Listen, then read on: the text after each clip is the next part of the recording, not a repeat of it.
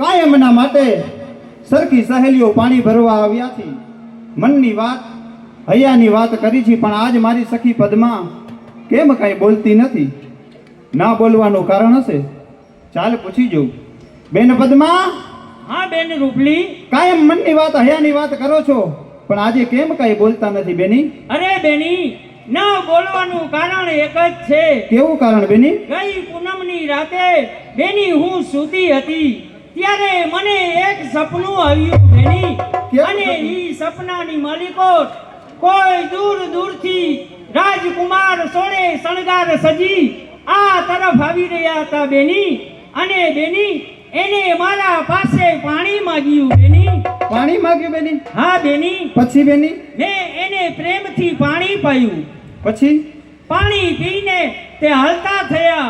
મોટો દાવા નળ સળગતો હતો બેની. હાય હાય બેન. પછી ઈ દાવા નળની માલિપા સમાઈ ગયા.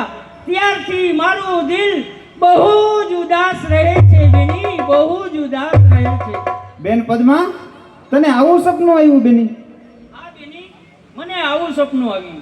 આવા સપના મનમાં મૂંઝવીને ન રખાય બેની. તો બેની મારે શું કરાય બેની? સરખે સરખી સહેલીને કેવાથી આનો કઈક રસ્તો નીકળે. આને કઈ સપનું ન કહેવાય. અરે બેની, તો તેને શું કહેવાય બેની? સાંભળ બેન, ગઈકાલે મને એક સપનું આવ્યું. અરે બેની, વળી તને સપનું આવ્યું? હા બેન, મારી ઘરે મહેમાન આવ્યા બેન, છેક ભાલમાંથી. અરે બેની, તારી ઘરે તો ભાલમાંથી જ મહેમાન આવે ને બેની. હા બેન, બે ભાભા આવ્યા બેન, અને આમ જોયું ને બેન, તરબૂચ જેવડા એના તોલા બેન. ઓહો, ડુંગળી જેવડી તો એની આંખો બેન. ઓહો, ડુંગળી જેવી આંખો. પાપડ જેવા તો એના કાન. પાપડ જેવા કાન. અને આવીને મારે ઘેર ખાટલે બેસી ગયા બેની. અરે બેની, તારે ઘેર આવી મહેમાન ખાટલે બેસી ગયા પછી શું થયું બેની? હું ઘરમાં રોટલા કરતી હતી બેન, અને મારી માએ હાથ પાડ્યો. બેટા રૂપલી, ઓ બેટા રૂપલી, બહાર નીકળ, મહેમાન આવ્યા. અને બહાર નીકળીને જોયું ને બેન, બે ભાભા બેઠા હતા. હાવ ટકા. આવ ટકા? માથામાં એકેય વાળ નહીં. એક પણ વાળ નતો? હાવ ઉજળે ચમન.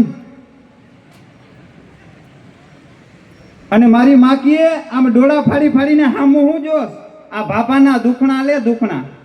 અને દુખણા લેવા હાથ લાંબા કર્યા ને બેન, ત્યાં તો મારા બે હાથ ચૂલામાં બેન.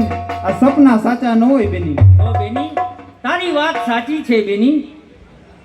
વાતું વાતું મારી આ પદ્મા બેન, ચાલો પાણી ભરી લઈ. અરે બેની, સપના સાવ ખોટા હોય છે, માટે પનઘટના આરે આવ્યા છીએ તો પનઘટનો આરો સુનો નોરીએ બેની. એટલા માટે ગીત ગાય આપણે પનઘટના આરાને દીપાડી. હા બેની.